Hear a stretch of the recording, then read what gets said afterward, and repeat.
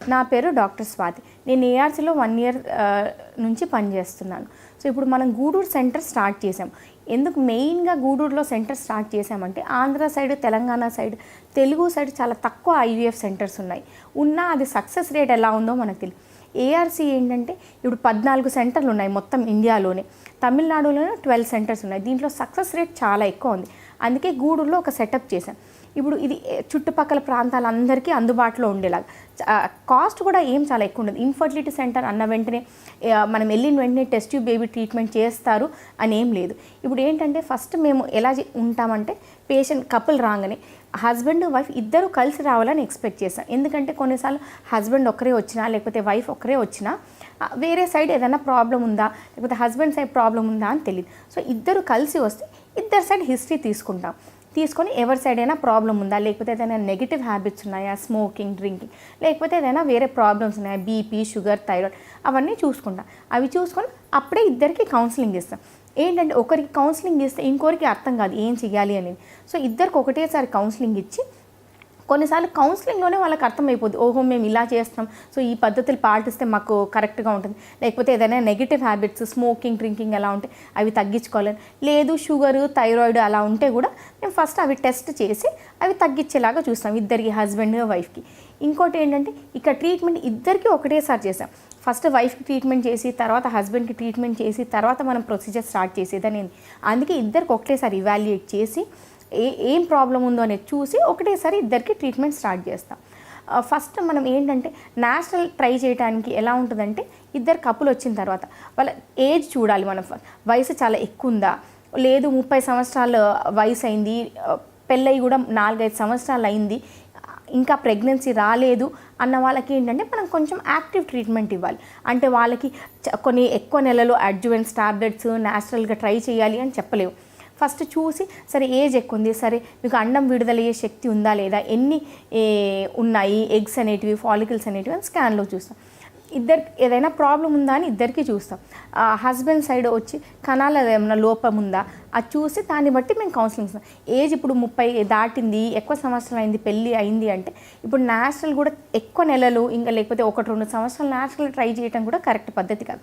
అట్లాంటప్పుడు ఏంటంటే మనం కొంచెం ఎర్లీగా కౌన్సిలింగ్ ఇవ్వాలి. లేదు పెళ్ళై 1-2 సంవత్సరాలు అయింది, వయసు కూడా 25 కన్నా తక్కువ ఉంది అంటే మేము అట్లాంటి వాళ్ళకి డైరెక్ట్గా టెస్ట్ ట్యూబ్ బేబీ గురించి కూడా మాట్లాడాం.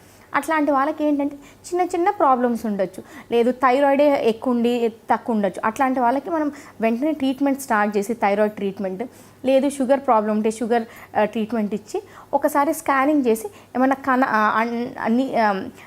నీటి బుడగలు చాలా ఎక్కువ ఉన్నాయా లేకపోతే ఇర్రెగ్యులర్ సైకిల్స్ ఉన్నాయా అనేది చూస్తాం. అది చూసి దాన్ని బట్టి మనం ట్రీట్మెంట్ స్టార్ట్ చేస్తాం. ఇంకోటి ఏంటంటే అందరూ అనుకుంటారు నాకు నెలలు సరిగ్గా రావు, నెల రాదు, 2-3 నెలలకు ఒకసారి వస్తుంది, అట్లా ఉంటే ప్రెగ్నెన్సీ రాదు అని వాళ్ళు అనుకుంటారు. కానీ అలా కూడా ఏం లేదు. అట్లా ఉన్నా సరే మనం ఏంటంటే ఫాలిక్యులర్ ట్రాకింగ్ చేయొచ్చు. అలా ఏంటంటే అండం ఎప్పుడు విడుదలవుతుంది అనేది మనం స్కాన్లో చూసి కరెక్ట్ ఆ టైంకి వాళ్ళిద్దరు కలిసేలాగున్నా సరిపోద్ది. ఏంటంటే వాళ్ళకి ఇంట్లో ఉండి వాళ్ళకి అర్థం కాదు అండం ఎప్పుడు విడుదలవుతుంది. మెయిన్గా ఈ ప్రాబ్లం వల్ల కూడా కన్సీవ్ అయ్యే అవకాశం తక్కువ. సో ఇదంతా మెయిన్గా ఎంగేజ్ వాళ్ళకి, తక్కువ వయసు ఉండే వాళ్ళకి, పెళ్ళై 2-3 సంవత్సరాల తర్వాత వాళ్ళు వస్తారు, మేడం నాకు నెలలు సరిగ్గా రావట్లేదు, ఫస్ట్ నాకు నెలలు ఒక్కటే కరెక్ట్ చేయండి, దాంతో ప్రెగ్నెన్సీ వస్తుంది.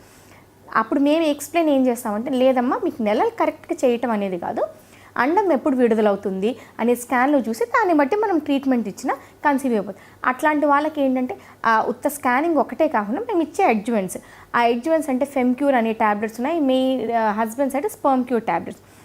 ఈ ఫెమ్క్యూర్ అనే ట్యాబ్లెట్స్తో ఏంటంటే అండం విడుదలయ్యేది, ఇప్పుడు నీటి బుడగలు చాలా ఉండేది కూడా చాలా తగ్గిపోతుంది, అండం కూడా కరెక్ట్ టైంకి విడుదల. ఇవన్నీ వైటమిన్ ట్యాబ్లెట్స్, మనం ఏం హార్మోన్ ట్యాబ్లెట్స్ కూడా ఇవ్వట్లేదు. ఎందుకంటే ఇంత యంగేజ్ కపుల్స్కి హార్మోన్ ట్యాబ్లెట్స్ ఇచ్చి అది ట్రీట్మెంట్ చేయాలని లేదు. చాలామందికి ఏంటంటే ఇంత తక్కువ ఏజ్లో ఇట్లాంటి పీసీఓడి అంటే ఆ నీటి బుడగలు ఉన్న వాళ్ళకి జస్ట్ ఈ అడ్జువెంట్ ట్యాబ్లెట్స్ తోటి 2-3 నెలలు తీసుకొని వాళ్ళు ట్రై చేస్తే చాలా ఎక్కువ శాతం మందికి ప్రెగ్నెన్సీ. ఇంకా ఇదే కాకుండా మేము ఏం చేస్తామంటే ఇక్కడ ఎక్సర్సైజ్, డైటింగ్ కూడా అది మేము ఒక పెద్ద ట్రీట్మెంట్ లాగా తీసుకుంటాం. బయట అంటే ఎలా ఉంటుందంటే లేదు ఏ వెయిట్ ఉన్నా సరే, బరువు ఎంత ఉన్నా సరే, ఏదున్నా సరే ట్రీట్మెంట్ స్టార్ట్ చేయాలని ఉంటుంది. కానీ మేము అలా కాదు. కొంతమందికి ఏంటంటే బరువు ఎక్కువ ఉన్న వాళ్ళకి బరువు తగ్గించాలి అని మేము 2 months వాళ్ళకి టైం ఇస్తాం. ఆ 2 months టైంలో కూడా ఏంటంటే వాళ్ళ ఇంటికి వెళ్ళి వాళ్ళు ఇష్టం వచ్చినట్టు చేసుకోవటానికి కాకుండా ఇక్కడ యోగా నేర్పించడానికి, డైటీషియన్, ఇవన్నీ ఫెసిలిటీస్ ఉన్నాయి. వాళ్ళు రెగ్యులర్గా ఫాలో అప్ చేసి ఎక్సర్సైజ్ ఎలా చేయాలి, డైట్ ఎలా కంట్రోల్ చేయాలి. సరే ఇప్పుడు 1 month తీసుకున్నారు, 1 monthలో తగ్గింది అంటే నెక్స్ట్ స్టెప్ ఇంకేం చేయాలి, తగ్గలేదు అంటే ఇంకా అడ్వాన్స్డ్ ఇంకెంత ఎక్సర్సైజ్, యోగా లేకపోతే డైటింగ్ ఎలా చేయాలని ఎక్స్ప్లెయిన్ చేశాం. చాలా మటుకు ఏంటంటే ఈ చిన్న పద్ధతులతోటే ప్రెగ్నెన్సీ వచ్చే అవకాశం ఉంటుంది. ఇది మెయిన్ ట్రీట్మెంట్. ఇది కాకుండా ఇంకోటి ఏంటంటే సైకాలజీ ఇష్యూ. ఇక్కడ కౌన్సిలింగ్ కూడా ఇస్తాం.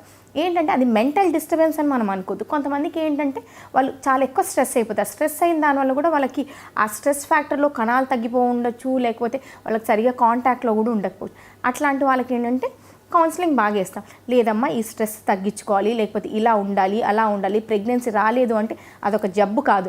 ఇట్లాంటి ఎక్స్ప్లెయిన్ చేసిన వెంటనే వాళ్ళకి ఏంటంటే వాళ్ళకు ఒక ఫీలింగ్ వచ్చేస్తుంది, ఓకే నేనేమి నాలో ఏం లోపం లేదు, సో నాకేం జబ్బు లేదు. అసలు అట్లాంటి తగ్గించడం వల్ల కూడా ప్రెగ్నెన్సీ వచ్చే అవకాశం చాలా ఎక్కువ. ఎందుకంటే స్ట్రెస్ ఫ్యాక్టర్ చాలా ఎక్కువ, ఎగ్ రిలీజ్ అవ్వటానికి కానీ లేకపోతే కణాలకు కానీ. సో ఇట్లాంటి ట్రీట్మెంట్, సో మెయిన్ ఈ అన్ని ఆస్పెక్ట్స్ చూసి మనం ట్రీట్మెంట్ స్టార్ట్ చేస్తాం. సో వచ్చిన వాళ్ళందరికీ ఇవన్నీ ఫ్యాక్టర్స్ చూసి ఇవన్నీ కౌన్సిలింగ్ ఇచ్చి ఆ ప్రాసెస్లో ట్రీట్మెంట్ చేస్తాం. సో మెయిన్గా న్యాచురల్ ట్రీట్మెంట్ కోసం ఇవంతా.